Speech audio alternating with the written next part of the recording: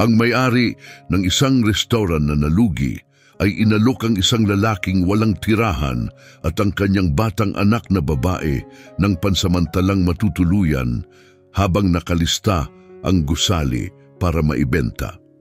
Isang araw, pumasok ang may-ari sa restaurant nang hindi kumakatok at lubos na nagulat sa kanyang natuklasan na ginagawa ng lalaki. Tahimik na nakaupo si Davide sa gilid ng bangketa, naghihintay na lumabas ang kanyang anak mula sa paaralan. Pinili niya ang isang tahimik na kalye sa gilid, malayo sa pangunahing pasukan upang hindi mapansin. Ang ibang mga magulang ay nagtipon malapit sa harapan, nagkukwentuhan habang naghihintay sa kanilang mga anak, ngunit mas pinili ni Davide na manatiling nakatago. Alam niyang kapag sumama siya sa kanila, muling susundan siya ng mga mapanghusgang tingin. Hindi nila naiintindihan, naisip niya ng may pait. Kung alam lang nila kung gaano kahirap ang ginagawa ko para buuin ulit ang buhay namin, baka hindi nila ako tignan ng ganon. Habang malalim sa pag-iisip, sinuri ni Davide ang mga pagsubok na kanyang hinaharap. Siguro, kailangan kong itulak pa ang sarili ko, subukan ang mga bagay na hindi ko pa naiisip, bulong niya sa sarili. Dapat may solusyon, hindi ko lang siguro natatagpuan pa. Bago pa siya tuluyang malunod sa kanyang mga alalahanin, isang masayang boses ang nagbalik sa kanya sa kasalukuyan. "Tatay, andito na ako!" Ang masiglang tono ni Lucia ang nagbigay liwanag sa sandali habang tumatakbo siya papunta sa kanyang ama, ang mukha puno ng kasiyahan. "Hindi mo alam kung gaano karaming kwento ang sasabihin ko sa iyo." Halos habol hininga niyang sabi. "Ang dami kong natutunan ngayong araw at sinabi ng guro na matalino daw ako." Sunod-sunod ang kanyang mga salita, puno ng enerhiya at pagmamalaki. Tumayo si Davide, ang mukha'y lumiwanag na sinabayan ang kasiglahan ng anak. "Sige anak, ikwento mo lahat, pero maglakad tayo habang nag-uusap. Kung hindi, mahuhuli tayo sa tanghalian." Aniya ng may ngiti, habang kinuha ang bag ng anak at sabay silang naglakad. Patuloy na nagkuwento si Lucia, masiglang inilarawan ang kanyang araw, habang si Davide ay nakikinig ng mabuti, tumatango at tumatawa sa kanyang mga kwento. Nagpatuloy ang kanilang usapan hanggang sa marating nila ang Mateo Oliver's Restaurant. Ang pamilyar na eskinita sa tabi ng gusali ay naging maliit na kanlungan para kay Davide at Lucia, isang lugar ng kaginhawaan sa gitna ng kanilang mga pagsubok. Si Mateo, ang may-ari, ay isang tao na ang seryosong ekspresyon ay nagtago sa kabutihan ng kanyang puso. Sa kabila ng kanyang matapang na itsura, ang kanyang malasakit ay umaabot sa marami, lalo na sa mga nangangailangan. Tulad ng dati, may maliit na grupo ng mga walang tirahan na nagtipon sa eskinita, tahimik na naghihintay sa kanilang pagkain. Si Davide at Lucia ay naging kilalang mukha na doon at ilang tao ang bumati sa kanila nang may mainit na pagtanggap habang sila'y dumating. Ang masarap at nakakaingganyong amoy ng bagong lutong pagkain ay bumalot sa hangin habang papalapit sila sa pintuan ng imbakan ng restaurant, kung saan abala si Mateo sa pag-aayos ng malalaking kaldero ng mainit na pagkain. Tumingala siya at binati sila sa kanyang karaniwang timpla ng pagkasungit at init. "Davide, Lucia, kamusta kayo ngayon? Sakto ang dating ninyo. Kakatapos ko lang mag-refill ng mga kaldero." "Salamat sa inyo, Ginoong Mateo, mas maayos na ang kalagayan namin," taos-pusong sagot ni Davide, puno ng pasasalamat ang kanyang tinig. "Hindi ko maisip kung paano ko mapapakain ang anak ko kung wala ang tulong mo." Kinawayan siya ni Mateo ng may kalahating ngiti. "Hindi mo kailangang magpasalamat ng paulit-ulit, Davide. Sa totoo lang, dapat ganito ang ginagawa ng lahat ng lugar, imbes na itapon ng pagkain na parang walang naghihirap diyan sa labas." Lumambot ang tono niya habang nagpatuloy. "Pero heto, May kakaiba akong hinanda ngayon. Kung hindi mo magustuhan, sisihin mo ang anak ko. Siya ang nakaisip nito. Biro niya, habang pinupuno ang isang lalagyan at iniabot ito, nagpasalamat sina Davide at Lucia. Kinuha ang lalagyan at naupo sa kanilang paboritong pwesto sa eskinita upang pagsaluhan ng pagkain. Ang masiglang kwentuhan ni Lucia ang pumuno sa hangin habang ninanamnam nila ang mainit na pagkain. Sa ilang sandali, kumain sila ng tahimik at may kaginhawahan. Malapit nang matapos ang kanilang pagkain nang lumapit si Mateo at naupo sa tabi ni Davide. Karaniwan nang sumasali si Mateo sa kanila para makipag-usap, ngunit ngayong pagkakataon tila may kakaiba. Ang mukha niya'y bakas ang pagod at alalahanin.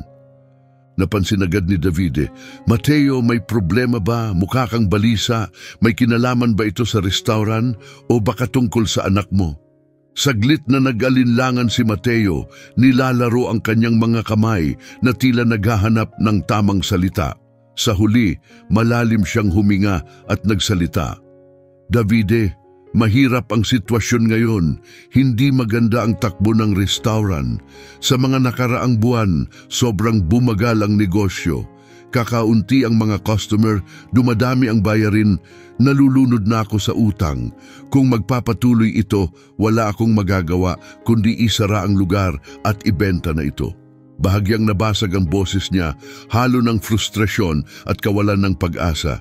Tahimik na nakinig si Davide, pinoproseso ang sinabi ni Mateo.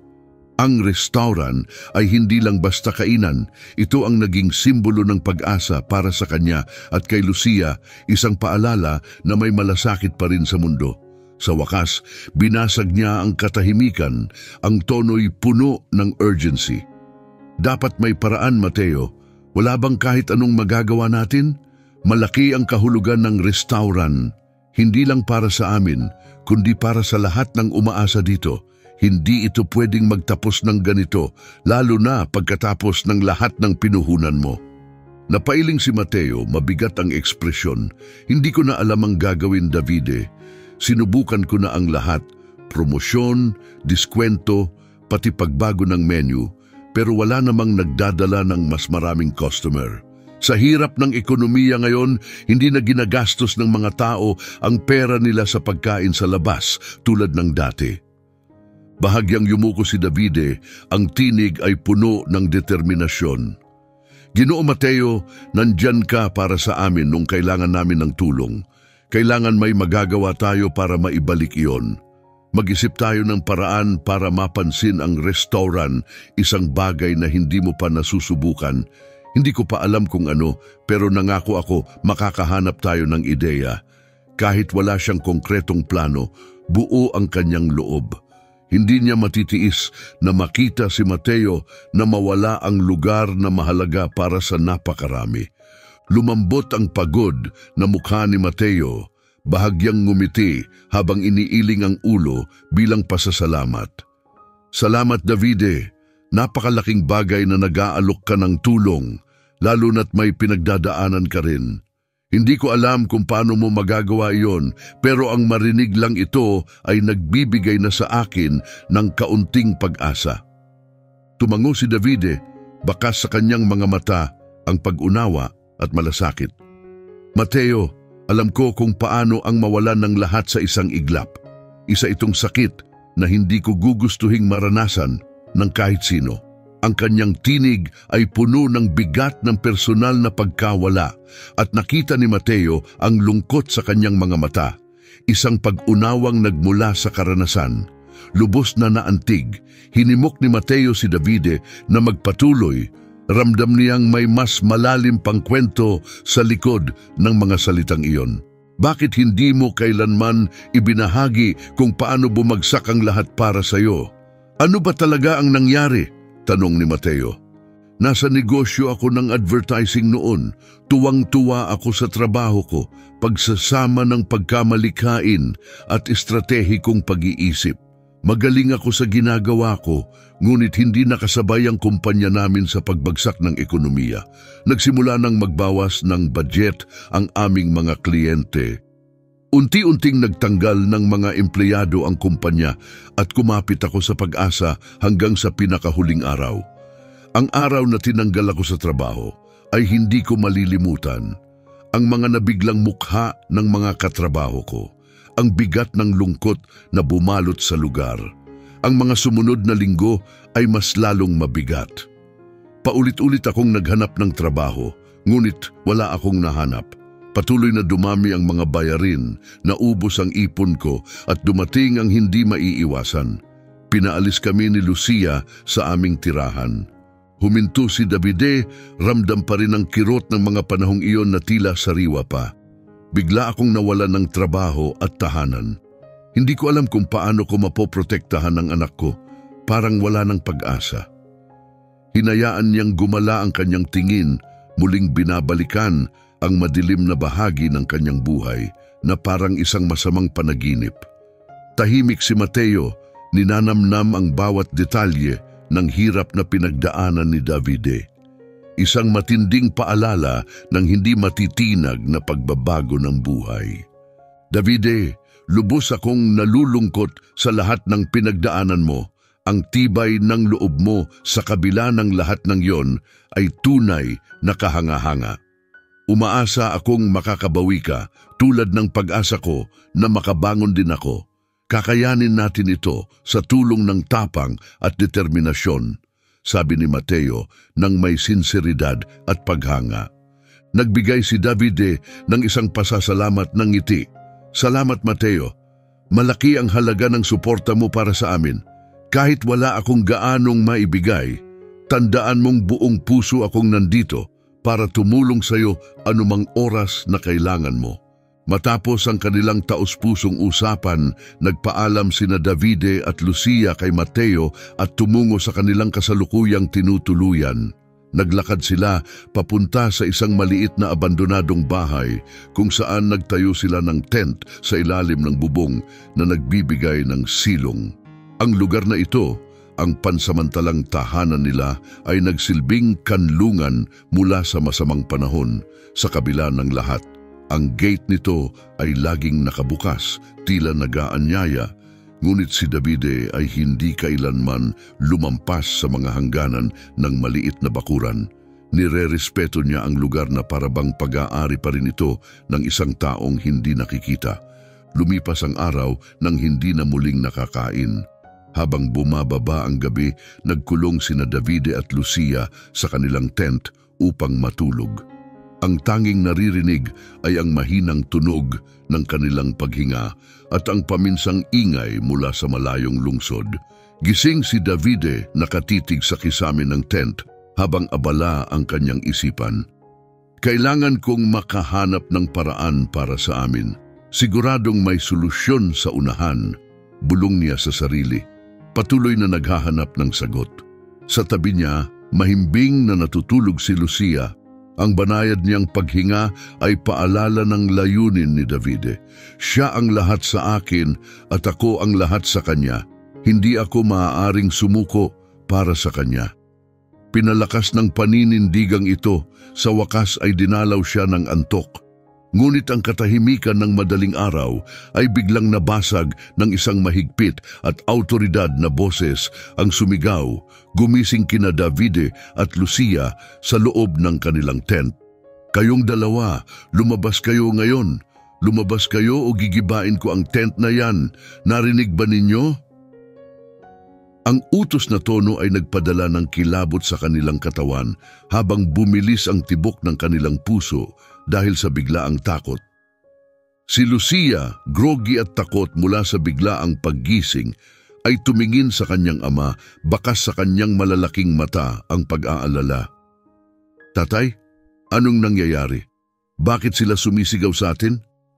Mahinang tanong niya, nanginginig ang boses. Sinikap ni Davide na panatilihin ang kalmado para sa kanyang anak. Sa isang malumanay, ngunit matatag na boses, sumagot siya, "Manatili ka dito, Lucia. Titingnan ko kung ano ang nangyayari." "Huwag kang lalabas ng tent," bilin niya. Pilit itinatago ang kaba sa kanyang tinig. Paglabas ni Davide, sinalubong siya ng mabigat na presensya ng isang pulis na nakatayo malapit sa patrol car. Ang pula at asul na ilaw nito ay nagtatapon ng nakakatakot na anino sa dilim. Ang mukha ng opisyal ay seryoso at mahigpit habang agad itong nagsalita.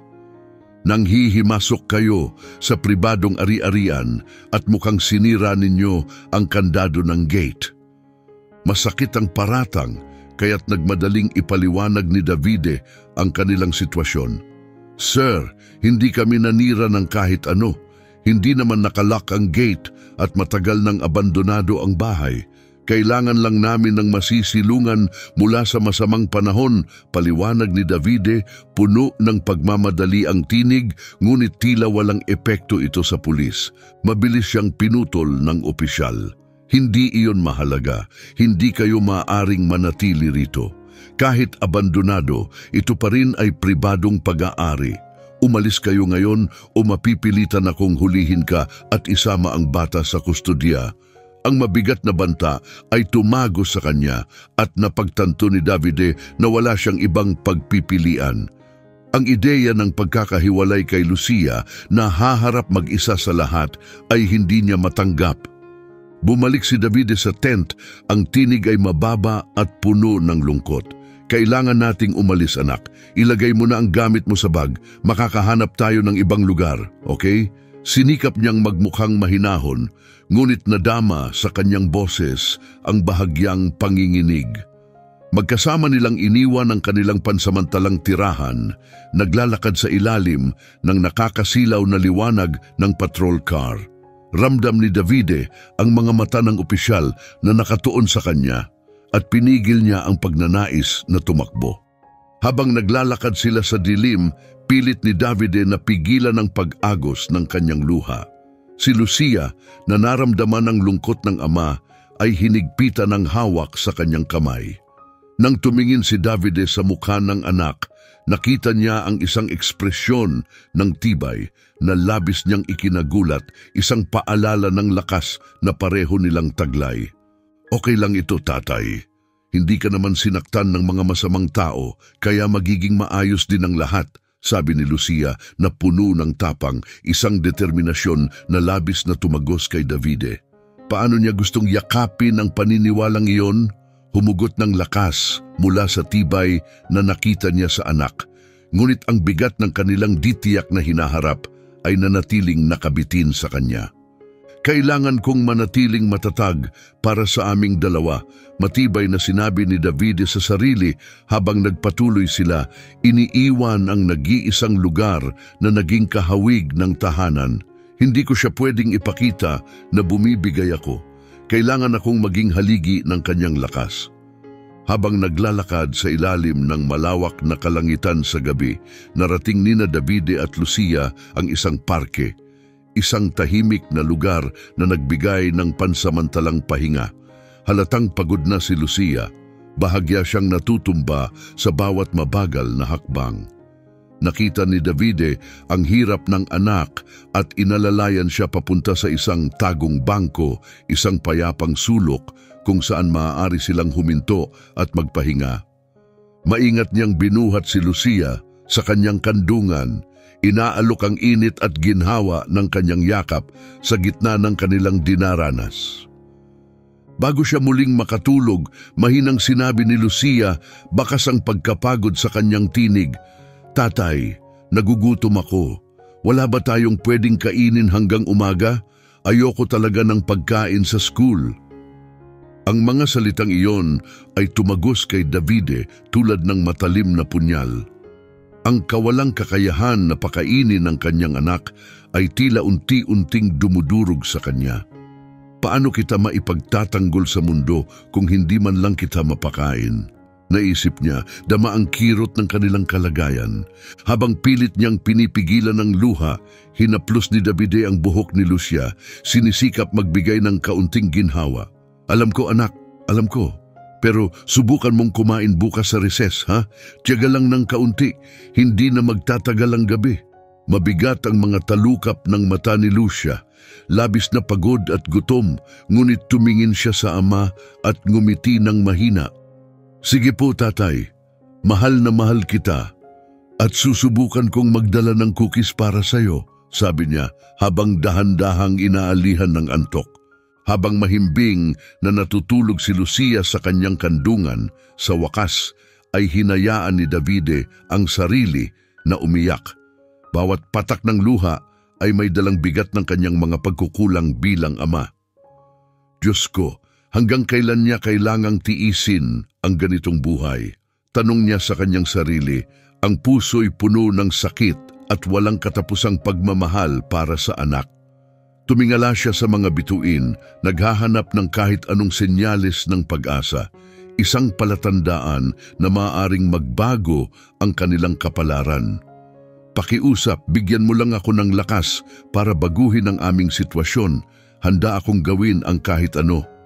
Kailangan ko lang ng pagkakataon. Bulong niya sa katahimikan ng gabi, isang taimtim na panalangin para sa mas maayos na bukas para kay Lucia. Pagsapit ng umaga, bumalik sina Davide at Lucia sa kanilang nakasanayang gawain. Ang paghatid kay Lucia sa paaralan ay nagbigay kay Davide ng kahit kaunting pakiramdam ng normalidad at layunin sa kabila ng kanilang ditiyak na kalagayan. Ang mga oras ng umaga ay tila napakabagal. Bawat minuto'y puno ng alalahanin tungkol sa kanilang kinabukasan. Sa oras ng uwian, hinintay ni Davide si Lucia sa dati nilang lugar. Pilit na tinatago ang kanyang kaba sa likod ng mahinahong panlabas na anyo. Pagkatapos ng klase, nagtungo sila sa Mateo's Restaurant, isang lugar na naging mahalaga sa kanilang araw-araw na kaligtasan. Ngunit ngayong araw, isang nakakagulat na tanawin ang sumalubong sa kanila. Isang karatulang for sale ang nakapako sa harapan ng restaurant. Bumagsak ang puso ni Davide. Ang implikasyon ng karatulay tila isang matalim na sibat na tumama sa kanya. Hindi pwedeng mangyari ito. Hindi susuko si Mateo ng basta-basta. Siya ang dahilan kung bakit nakakakain si Lucia ng maayos araw-araw. Hindi ko ito papayagang mangyari ng walang laban, sabi niya sa sarili. Dama ang tumitibay na determinasyon sa kanyang kalooban. Sa eskinita, habang naghihintay ng kanilang karaniwang pagkain, nilapitan ni Davide si Mateo, dala ng pinaghalong pag-aalala at hindi makapaniwala. Mateo, anong ibig sabihin ng karatulang for sale? Hindi ko maisip na basta mo na lang isusuko ang restaurant. Hindi ka naman madaling sumuko, tanong niya. Puno ng pagkaapura ang boses. Bumalik ang tingin ni Mateo, punong-puno ng pagsuko at lungkot na parang nagpapakita ng bigat ng kanyang nararamdaman. Davide, wala na akong ibang magagawa. Hindi ko na kayang pasanin ang mga problemang pinansyal ng restaurant. Ang pagbebenta nito ang tanging paraan na nakita kong makakalabas ako sa sitwasyon na ito. Pasensya na sa magiging epekto nito sa iyo at sa iba pang umaasa sa atin. Sa linggong ito, kahit papaano, may pagkain pa rin. Kailangan kong umalis ng 1 linggo at habang wala ako, ang anak kong babae ang mamahala. Siya rin ang mag-aalaga sa inyo. Paliwanag ni Mateo, bakas ang pagsisisi sa kanyang tinig. Nahuli sa isang bagyong emosyon at takot tungkol sa hinaharap, nagmadali ang mga iniisip ni Davide. Ang posibilidad na hindi maitaguyod si Lucia at ang kawalang katiyakan sa hinaharap ng restaurant ni Mateo ay nagdala sa kanya sa bingit ng kawalan ng pag-asa. Paano kung mawalan kami ng pinagkukunan ng pagkain? Paano kung lalong lumala ang sitwasyon? Binalot ang kanyang isipan ng mga nakakabahalang tanong. Sa gitna ng kaguluhan, isang munting liwanag ng inspirasyon ang sumilay sa kadiliman. Ang kanyang karanasan sa advertising, isang alaala mula sa mas maayos na panahon, ay biglang nagmukhang isang napakahalagang sandata. Magagamit ko ang aking kaalaman. Alam ko na kung paano ako makakatulong, naisip ni Davide habang napalitan ng determinasyon ang kanyang takot. Sa seryosong pananaw, hinarap ni Davide si Mateo. Mateo, May plano ako. Bigyan mo ako ng 1 linggo upang magamit ang aking kaalaman sa advertising para palakasin ang bilang ng mga parokyano ng restauran. Kapalit nito, hayaan mo kaming manatili ng anak ko sa storage room. Iyon na ang magiging kanlungan namin sa gabi. Alok niya, puno ng pag-asa, ngunit may bahid ng pagkaapurahan. Nagulat si Mateo sa hindi inaasahang alok at saglit na nag-isip. Ang restaurant ay nasa bingit na ng pagsasara at ang pagbebenta nito ang tanging mukhang posibleng solusyon. Ang alok ni Davide ay tila isang sinag ng pag-asa. Matapos ang maikling katahimikan, sumagot si Mateo, "Sige Davide, kasunduan na ito. Mayroon kang 1 linggo. Kung mapapakita mong may potensyal ang restaurant na ito sa pamamagitan ng pagdami ng mga parokyano, pag-iisipan ko ulit ang pagbebenta." Ang maingat niyang pagsang-ayon ay nagbigay kay Davide ng kumpiyansa na kanyang kinakailangan. Nakaramdam si Davide ng kaluwagan at kaba nang marinig ang tugon ni Mateo. Ang bigat ng pagsagip sa restaurant at pagbibigay ng ligtas na lugar para kay Lucia ay mabigat sa kanyang balikat. "Salamat Mateo, ibubuhos ko ang lahat para maging matagumpay ito. Hindi ka magsisisi, pangako ko." Ang araw ay naging mas kalmado para kay Davide dahil sa wakas ay nagkaroon sila ng lugar upang makapagpahinga. Bumalik sila sa restaurant habang papalubog ang araw at napansing bukas ang pinto ng storage room. Maingat nilang sinilip ito at nakita ang isang kabataang babae na nag-aayos ng kutsyon sa gitna ng mga kahon. Isang simpleng ngunit mahalagang setup para sa pansamantalang kanlungan. "Magandang gabi," bati ni Davide, bahagyang tumunog ang kanyang boses sa loob ng walang laman na espasyo. "Pasensya na kung nakabala kami. Ikaw siguro ang anak ni Mateo, tama ba?"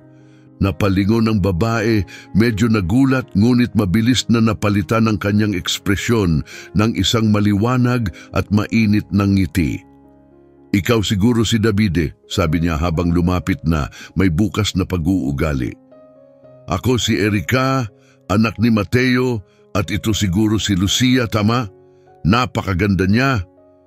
Masigla ang kanyang tono habang yumuko siya upang batiin si Lucia na nakatingin ng may interes. Inanyayahan sila ni Erica, "Pasok kayo, umupo kayo at magpahinga. Ituring niyo itong inyong tahanan. May inihanda akong mainit na sopas bilang pagtanggap. Iniisip kong baka gutom kayo. Sandali lang, kukunin ko na." Mabilis siyang umalis at di nagtagal, ang tatlo ay nakaupo sa mga kahon sa storage room. Bawat isa ay may mangkok ng mainit na sopas sa harapan. Malugod na tinanggap ni na Davide at Lucia ang pagkain. Nilalasap ang masarap na amoy habang sila'y kumakain.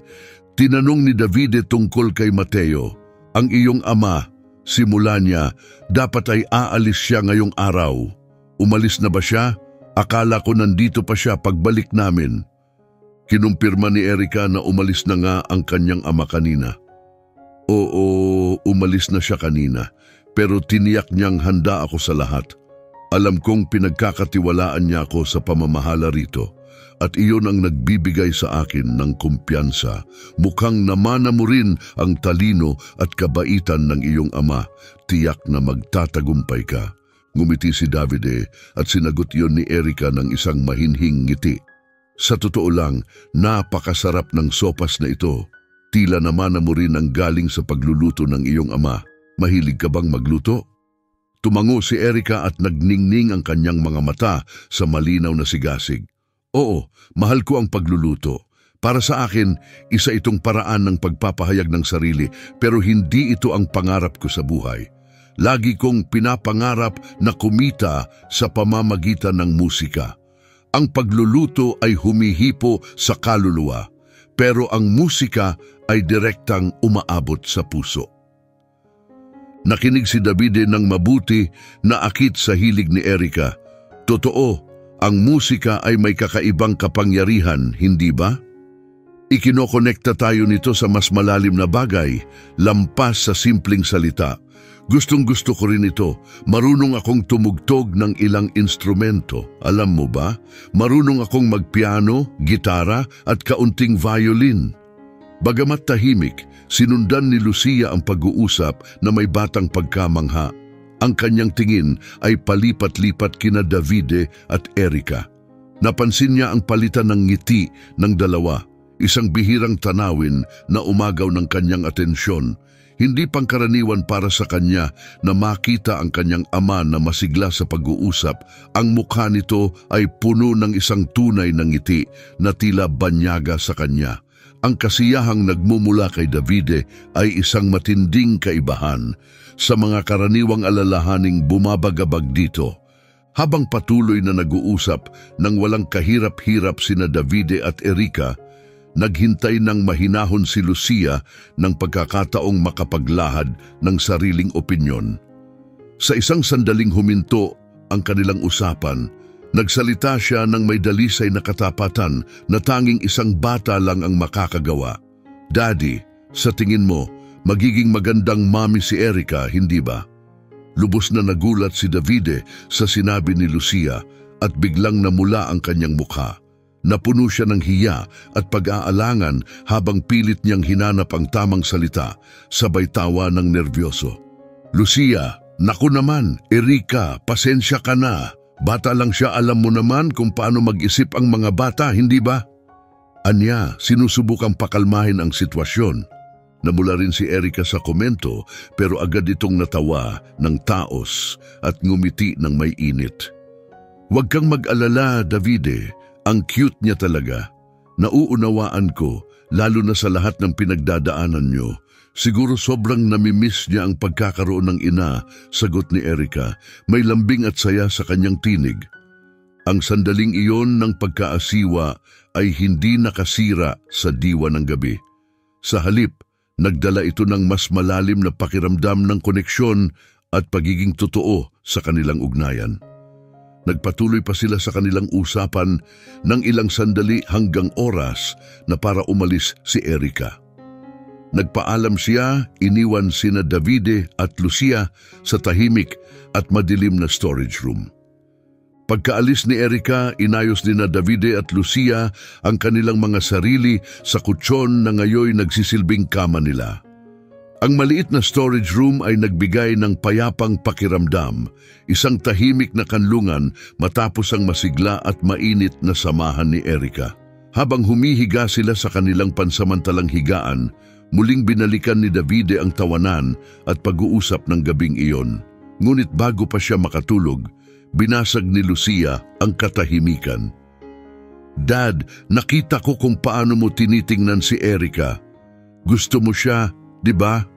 Huwag mo nang itanggi sa akin, mukha kang ewan kanina.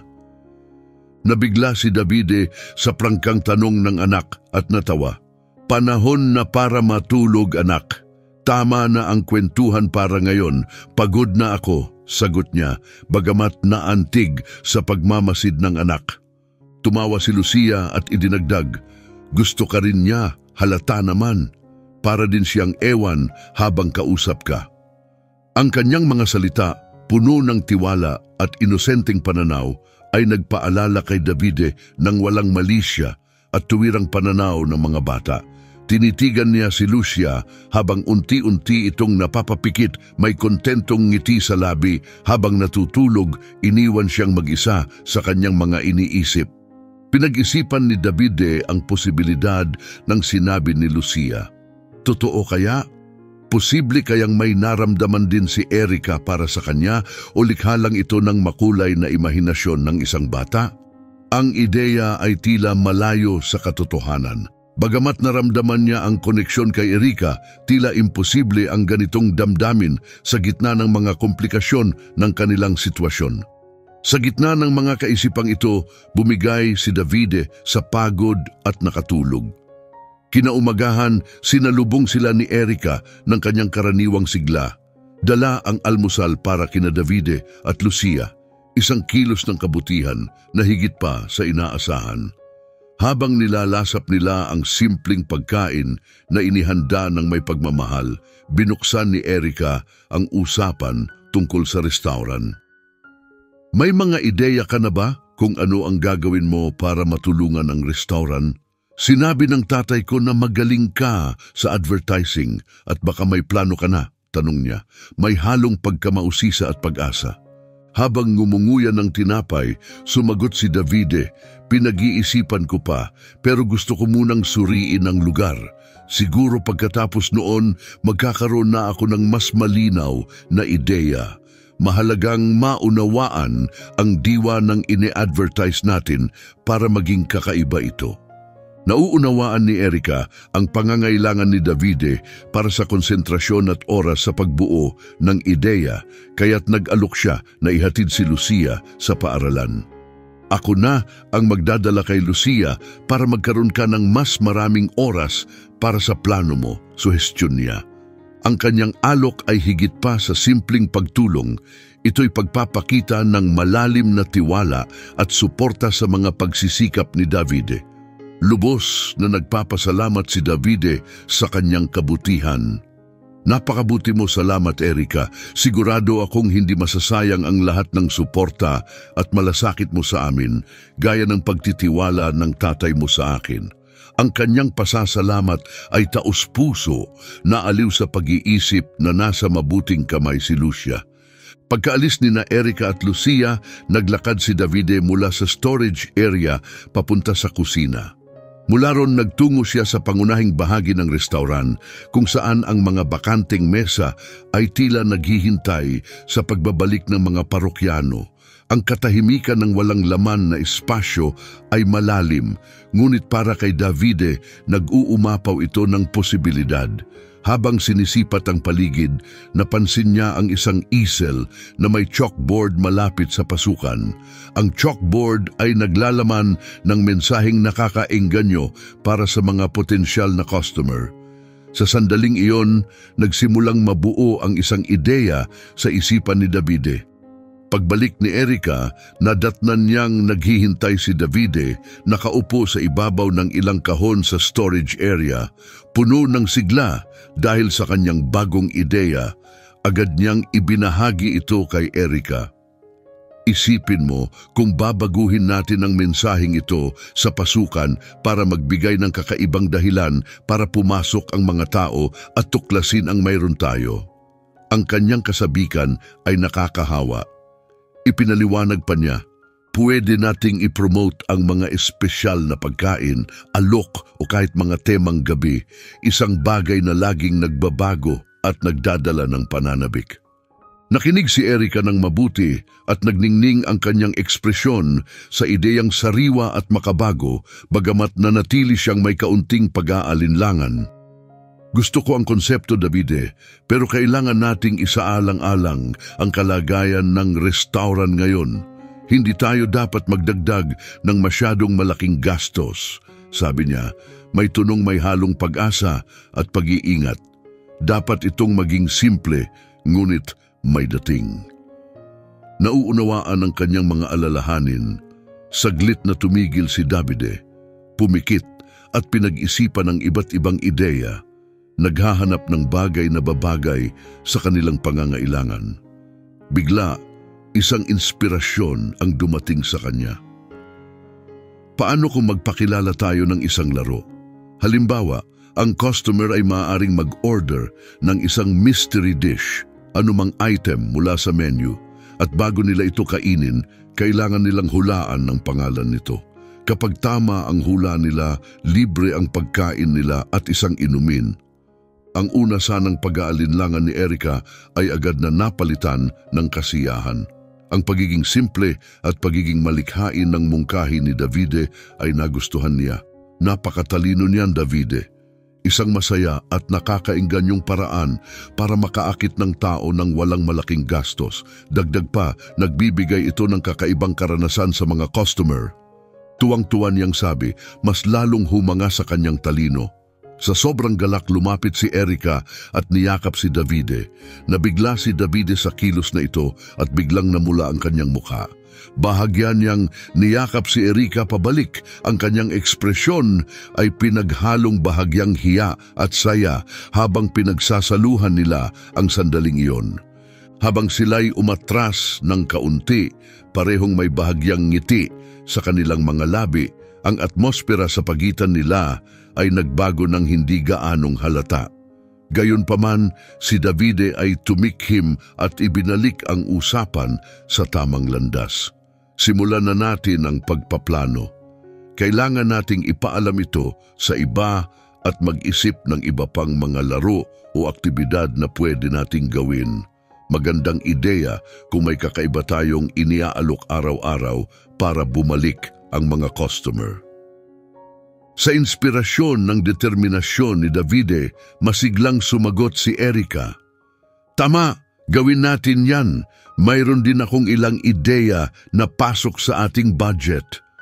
Nagpatuloy ang kanilang usapan na puno ng mga ideya at positibong pag-asa habang pinag-uusapan nila ang muling pagbuhay sa Mateo's Restaurant.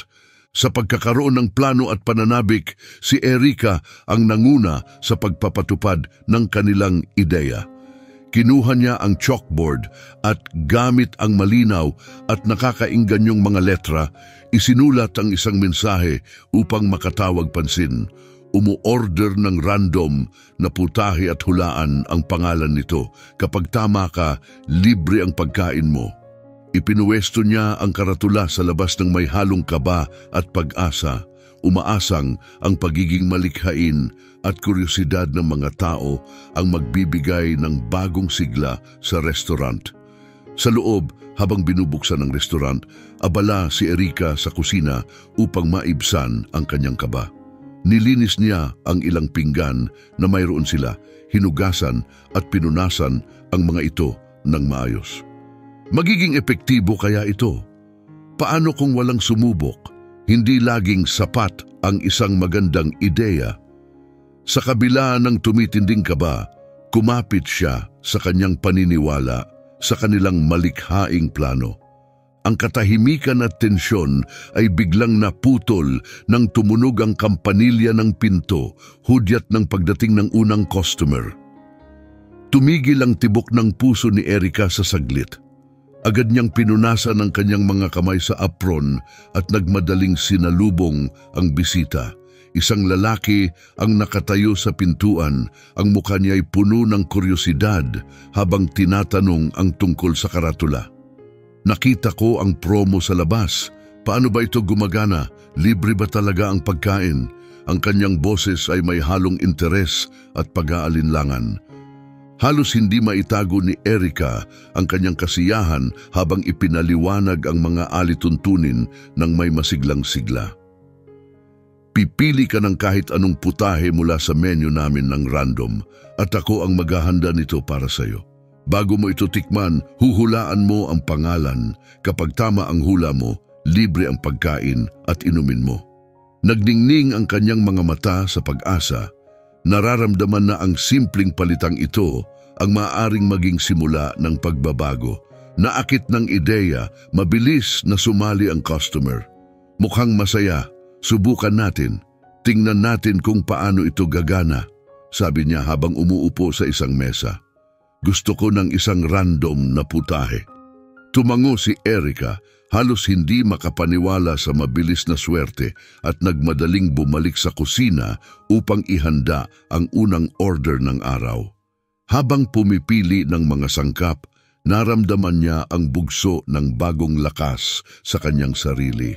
Mukhang posible ito, naisip niya habang unti-unting lumalabas ang isang ngiti ng pag-asa sa kanyang mukha. Samantala sa storage room, si Davide ay nalulunod sa pinaghalong pag-aalala at pananabik, nagpapalipat-lipat sa pag-aayos ng kanyang mga plano at pasilip-silip sa kusina, sabik sa anumang balita mula kay Erika. Ang kawalan ng agarang balita ay nagpalala sa kanyang kaba, nagtanim ng mga duda tungkol sa kanilang plano. Paano kung wala ng ibang interesado? Paano kung tuluyang mabigo ito? Tanong niya sa sarili, pilit na itinataboy ang negatibong mga iniisip. Hindi, kailangan kong manatiling positibo. Magtatagumpay ito. Konting panahon lang ang kailangan. Sabi niya sa sarili, kumakapit sa pag-asang ang kawalan ni Erika ay dahil sa pagiging abala nito sa kusina. Nagantay si Davide buong umaga, umaasang makakuha ng balita mula kay Erika, ngunit kinailangan niyang umalis upang sunduin ang kanyang anak sa paaralan. Pagbalik niya, ang kanyang kaba ay napalitan ng kuryosidad nang makita si Erika na abala sa kanyang nakagawiang pagpapakain sa mga walang tahanan sa eskinita. Ang kasiyahan nito ay ramdam habang sinalubong siya at hinila papasok. Hindi mo maiisip ito, ang ideya ay patok. Mas marami tayong customer ngayon kaysa sa karaniwan. Ikaw ang tunay na henyo, Davide. Lahat ng ito ay gumagana. Umaapaw ang kanyang kagalakan at ang kanyang mga mata ay nagningning sa kasiyahan ng tagumpay. Nang marinig ang ulat ni Erika, hindi napigilan ni Davide ang tumawa. Isang tunog na puno ng tunay na kasiyahan. Talaga, napakagaling! Hindi mo alam kung gaano kalaki ang ginhawa na marinig ko yan. Ibinahagi naman ni Erika na 4 lamang sa mga customer ang tamang nakahula ng kanilang putahe na lalong nagdagdag ng tagumpay. Hindi lang nakakaakit ng tao ang kanilang ideya, kundi nagiging kapakipakinabang din ito. Pero hindi tayo dapat magpakampante. Kailangan nating panatilihing bago at kapanapanabik ang mga ideya.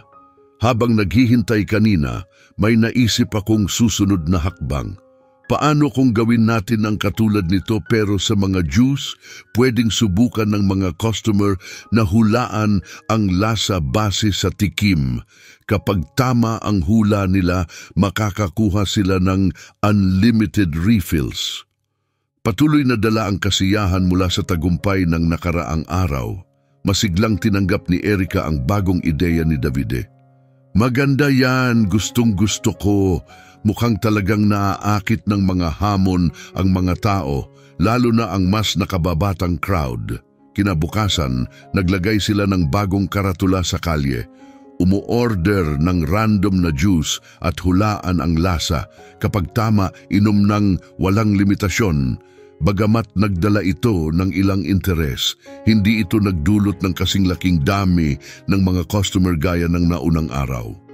Habang lumalalim ang hapon, bawat dumadating na customer ay mukhang interesado, ngunit unti-unting bumaba ang bilang ng mga pumapasok at nanatiling halos walang pagbabago ang aktibidad sa restaurant. Pagsapit ng gabi, lumapit si Erika kay Davide sa storage room. May bakas ng pag-aalala sa kanyang mukha. Davide, maganda ang ideya ng juice, pero hindi nito naabot ang dami ng mga customer na kailangan natin.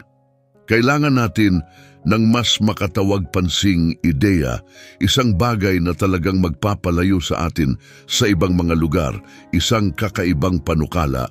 Inamin niya, may bahid ng pagkatalo sa kanyang tinig.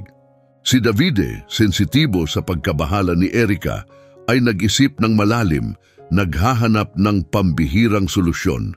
Bigla niyang naalala ang isang detalyeng minsang binanggit ni Erika tungkol sa kanyang personal na interes.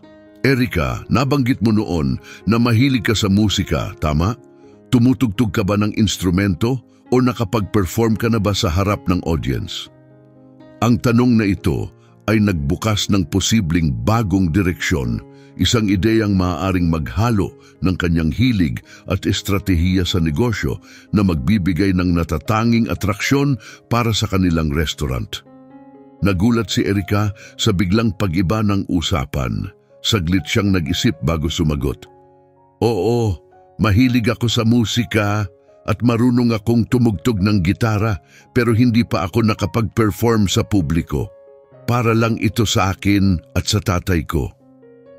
Anong ibig mong sabihin? Tanong niya. May halong alinlangan at kaba sa kanyang boses tungkol sa kung saan hahantong ang usapan. Ngumiti si Davide nang bahagya ang kanyang pananahimik ay tila nagsasabi ng higit pa, kaya't natural na umatras si Erika. Hindi mo iniisip na mag-perform ako, di ba? Davide, hindi ko alam kung kaya ko. Maganda ang ideya, pero paano kung kabahan ako at hindi makakanta? Napansin ni Davide ang takot at pag-aatubili sa mga mata ni Erica at napagtanto niyang takot ito sa posibilidad ng pag-perform sa publiko. Gayunpaman, nagmungkahi siya ng isang solusyon. Ganito na lang, magsimula ka sa pag-perform para sa akin at kay Lucia. Isipin mo itong parang practice session. Kung komportable ka sa amin, baka kaya mo na ring mag-perform para sa buong restaurant. Sabi niya, mahinahon at puno ng suporta ang boses. Sa simula, kita kay Erica ang matinding pag-aatubili. Ang ideya ng pag-perform, kahit para sa maliit na audience na pamilyar sa kanya, ay tumama sa kanyang sensitibong bahagi at binalik ang kanyang matagal ng insekuridad. Paano kung wala ako sa tono? Isa lang akong baguhan, Davide. Wala talaga akong formal na training. Hindi pa ako natutong kumanta ng maayos. Amin niya, may halong takot at pagnanais na maipakita ang kanyang hilig. Hindi natinag si Davide at patuloy siyang hinimok. Erica, naniniwala kami sa iyo at susuportahan ka namin anuman ang mangyari. Ito ang pagkakataon mong maibahagi ang talento mo kahit sa amin lang. Si Lucia na laging masigasig na taga-suporta ay biglang sumali. Pakanta ka naman sa amin, Erica. Sigurado akong kumakanta ka parang prinsesa sa pelikula. Ang kanyang mga mata ay kumikislap sa pag-asa na siyang nagbigay kay Erica ng sapat na lakas ng loob upang magdesisyon. Matapos ang saglit na pag-aalinlangan, bumigay si Erica. Sige, susubukan ko pero wala akong pinapangako. Kakanta ako para sa inyo pero hindi ibig sabihin handa na akong mag-perform sa harap ng lahat sa restaurant. Kinagabihan, ang storage room ay naging isang pansamantalang entablado. Nasa ibabaw ng mga kahon, tinutugtog ni Davide ang kanyang gitara habang nagsimulang kumanta si Erica. Ang kanyang tinig, matamis at puno ng damdamin, ay pumuno sa silid, isang likas na talento na ikinagulat ni Davide. Sa bawat salin ng nota, si Davide ay tuluyang nahulog sa mahika ng kanyang awitin, nadama ang isang kakaibang kasiyahan na matagal na niyang hindi nararamdaman. Para kay Erica, sa gitna ng musika at presensya ni Davide, parang isang bagong mundo ang nabuksan. Ang pagtunghay sa dalubhasang pagtugtog ni Davide ng gitara ay parang isang mahiwagang palabas. Sa mga sandaling iyon, natanto niya na ang kanyang pagmamahal sa musika at pagkanta ay hindi maihihiwalay sa damdamin niya para kay Davide. Ang natuklasang ito ay nagdala ng halo-halong emosyon, kagalakan sa bagong tuklas at kaba sa mga maaaring kahinatnan nito. Matapos ang huling nota ng gitara at ang paglutang ng kanyang tinig sa hangin, si Erica ay kumikinang sa saya. Ang dating nakakatakot na ideya ng pag-perform ay naging isang kapanapanabik na karanasan. Salamat ng marami sa pagkakataong ito. Ngayon alam ko na kaya ko at handa na akong ibigay ang lahat. Dalhin natin ang musika sa restaurant. Sabi niya nang may tiwala sa sarili na puno ng bagong sigla. Kinabukasan, nang muling magbukas ang restaurant, ramdam ang kakaibang sigla. Ang karatula sa labas ay binago upang ipahayag ang live music, hulaan ang pamagat ng kanta at manalo ng dessert. Ang kakaibang alok na ito ay umakit ng mga tao, hindi lamang para sa pagkain, kundi para sa kakaibang karanasan. Si Davide ay gumawa ng pansamantalang entablado mula sa mga kahon ng prutas na inayos upang magmukhang kaakit-akit at kaaya-aya.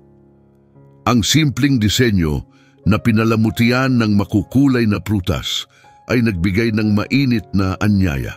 Naka-uniform mula sa mga damit na ibinigay ni Erica, si Davide ay naging isang multitasker. Nagsisilbi, nagluluto at ipinapakita ang kanyang galing sa kusina. Samantala, si Lucia, puno ng sigla, ay masigasig na tumulong sa kanyang ama. Ang kanyang pagiging masipag at likas na kagandahan ay nakabighani sa mga customer. Nagdadala siya ng mga sangkap, nangongolekta ng mga plato at gumagalaw sa kusina ng may liksi na tila likas sa mga bata. Habang lumalalim ang hapon na puno ng mga tao ang restaurant, lahat ay naakit ng live na musika at ng masayang paligsahan na kasama nito. Si Erica, gamit ang kanyang melodiko at kaakit-akit na tinig, ay lubos na nakabighani sa mga customer, pinupuno ang lugar ng tunog ng kanyang musika. Bawat kanta na kanyang inaawit ay tinatanggap ng malalakas na palakpakan, habang ang mga patron ay sabik na sumasali sa laro ng paghula, umaasang manalo ng premyong dessert. Si Davide, sa kabila ng pagiging abala sa mga walang tigil na gawain sa restaurant, ay palaging nakakahanap ng sandali upang sumulyap kay Erica. Sa tuwing dumadaan siya malapit sa entablado, humihinto siya sandali upang panoorin ang kanyang pag-perform habang unti-unting lumalabas ang isang ngiti sa kanyang mukha. Ang mga maikling tagpong ito, mga saglit na sulyap at ngiti na kanilang pinagsasaluhan, ay napuputol lamang kapag tinatawag siya ng kanyang tungkulin sa mga customer. Gayunpaman, nananatili ang ngiti ni Davide, patunay ng kanyang malalim na paghanga at pagkaakit kay Erica. Pagkatapos ng isang ganong sandali, habang bumalik si Davide sa abalang takbo ng kusina, ang matalas na obserbasyon ni Lucia ay nagpagulat sa kanya. "Daddy, meron ka na namang ngiting nakakatawa. Hindi pa rin ako sumusuko sa pagkakaroon ng mommy," biro nito. Nabigla sa kanyang sinabi, mabilis na binaling ni Davide ang atensyon. "Mag-concentrate muna tayo sa mga plato, okay? Marami tayong trabaho. Tama na ang kwento at mag-ingat ka sa mga baso. Gamitin mo ang upuan para maabot mo yan," sabi niya, pilit na pinapanatili ang seryosong tono. Gayunpaman, ang kanyang tinig ay may bahid ng kasiyahan na nagpapakita ng magandang damdaming namamayani sa kanya. Maliwanag na para kay Davide, ang araw na iyon ay higit pa sa pagpapatakbo ng kanilang restoran. Ito'y tungkol din sa kasiyahan at ugnayang lumalago sa paligid niya. Sa mga araw pagkatapos umalis ni Mateo, tumaas ang kasikatan ng kanyang restoran. Araw-araw, dumarami ang mga customer, hindi lang dahil sa masarap na pagkain, kundi pati na rin sa kakaibang atmosferang nararamdaman nila sa lugar. Nang bumalik si Mateo mula sa kanyang paglalakbay, sinalubong siya ng tanawing nakakaantig. Ang harapan ng kanyang restoran ay puno ng tao, para bang bumalik ito sa kasikatan nito noong kasagsagan. Ang matamis na boses ng kanyang anak na si Erica na kumakanta para sa isang nabighaning tagapakinig ay humalo sa masiglang usapan ng mga customer. Kapansin-pansing wala na ang karatulang "for sale" na dating nagpahiwatig ng pagsasara ng restoran. Pagpasok niya, lalo siyang namangha nang makita si Davide na tila natural na nakaangkop sa pagiging isang waiter na may kahusayan at profesionalismo. Nakaayos ng maayos at may maligayang ngiti.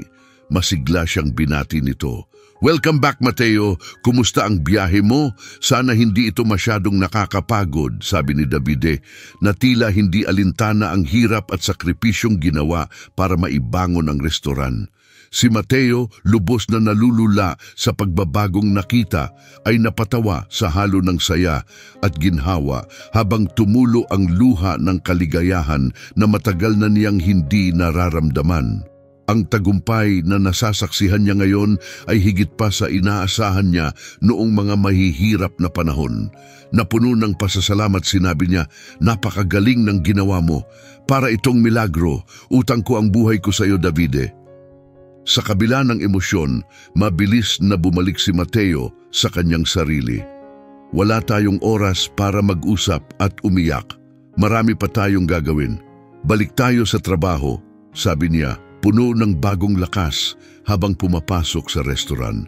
Ang pagtatrabaho kasama si Davide ay parang isang koponan na matagal nang magkasama. Ang panahong ito ay hindi lamang sumisimbolo sa muling pagbuhay ng restaurant, kundi pati na rin sa pagbuo ng isang bagong pamilya na pinagbuklod ng pangarap, pagsisikap at higit sa lahat musika.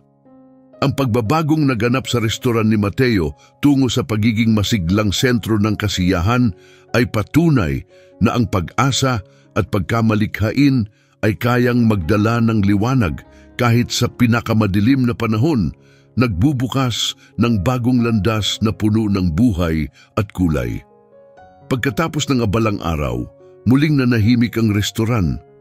Sa oras ng katahimikan, inimbitahan ni Mateo si Davide para sa isang pribadong pag-uusap sa storage room habang sina Erica at Lucia ay nag-enjoy sa ilang natirang panghimagas sa kusina. Puno ng taos-pusong pasasalamat, hindi nagdalawang isip si Mateo na ipahayag ang kanyang damdamin kay Davide. Hindi ko maipahayag ng buo ang pasasalamat ko sa lahat ng ginawa mo. Hindi mo alam kung gaano kahalaga ito sa akin at sa anak ko. Hindi lang siya ang nagbigay ng palabas ngayon, kundi pati ikaw, kaibigan ko. Sumagot si Davide ng may karaniwang kababaang loob, tinatanggap ang papuri. Kinailangan ng kaunting pagkamalikhain at tulong ng lahat, lalo na ni Erica, para malampasan ang mga hamon na ito. Hindi ko ito nagawa mag-isa, Ginoong Mateo. Hindi ito magiging posible kung wala siya. Lalong lumawak ang ngiti ni Mateo nang kilalanin ni Davide ang mahalagang kontribusyon ni Erica sa kanilang tagumpay. Pwede kang maging mapagpakumbaba pero hindi maikakaila ang galing mo ngayong gabi. Hinarap mo ang mga kostyumer na parang isang batikang propesyonal at tuwang-tuwa ang lahat sa serbisyo. Ipinakita mong hindi ka lang mahusay na waiter, kundi isa ring bihasang kusinero, papuri niya. Biglang nag-iba ang tono ni Mateo, naging mas seryoso. Ngunit umaasa akong magiging kasing husay ka rin na manugang tulad ng pagiging empleyado mo. O baka naman akala mo, hindi ko napansin kung paano kayo nagkakatinginan ni Erica? Sabi niya, na lubos na ikinagulat ni Davide. Namula ng husto si Davide sa sinabi ni Mateo tungkol sa posibleng mas malalim na ugnayan niya kay Erica.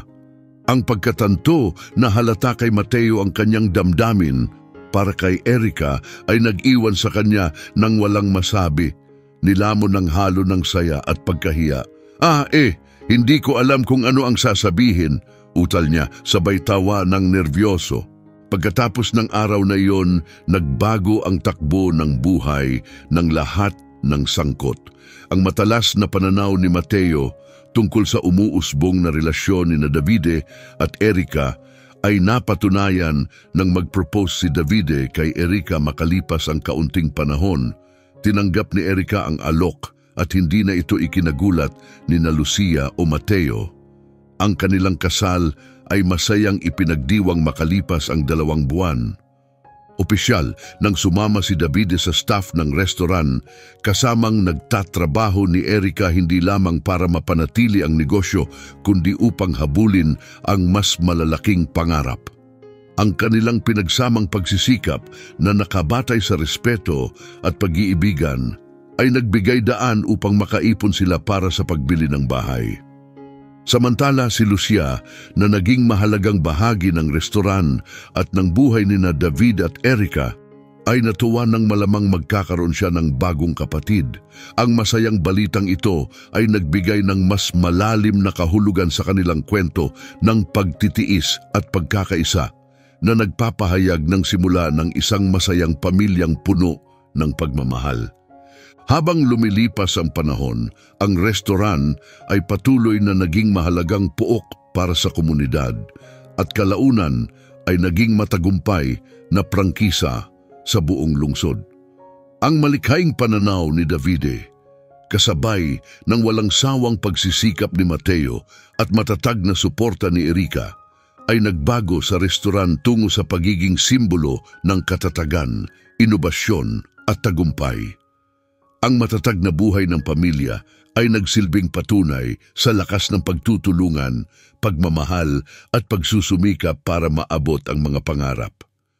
Ang mga araw na puno ng hirap at kawalang katiyakan ay napalitan ng hinaharap na sagana sa kasaganahan at kaligayahan, kung saan ang bawat bagong hamon ay tinanggap hindi bilang balakid kundi bilang pagkakataon upang lumago at pagtibayin ang kanilang samahan. Ang kanilang pamana na kinatatampukan ng makabagbag damdaming musika, hindi malilimutang karanasan sa pagkain at malalim na pagmamahalan para sa isa't isa, ay nagsilbing inspirasyon sa lahat ng kanilang nakasalamuha, isang patunay na sa pagkakaisa at pagmamahal, ang mga pangarap ay maaaring maging realidad. Kung nagustuhan mo ang kwentong ito, hinihikayat ka naming magbigay ng suporta sa pamamagitan ng pag-like at pag-subscribe sa aming channel. Ang iyong suporta ang nagtutulak sa amin na magbahagi ng mas maraming kapanapanabik na kwento halos araw-araw. Huwag palampasin ang susunod na kamanghamanghang kwento na aming ihahayag. Lubos kaming nagpapasalamat sa inyong suporta. Kita-kits!